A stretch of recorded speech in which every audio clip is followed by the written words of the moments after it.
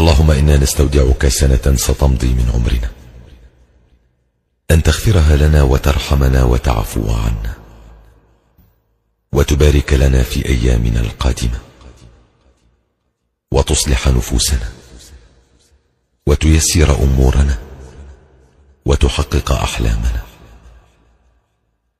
رب اكتب لنا في السنة القادمة فرحة تغير بها مجرى حياتنا للأفضل، لديننا ودنيانا، وأن تحفظ أولادنا وعائلاتنا وأصدقاءنا وأحباءنا، وتمتعنا بالصحة والعافية، وترزقنا الرضا والقناعة، وتشفينا وتعافينا، وتغفر لنا وترحمنا، وأنت أرحم الراحمين.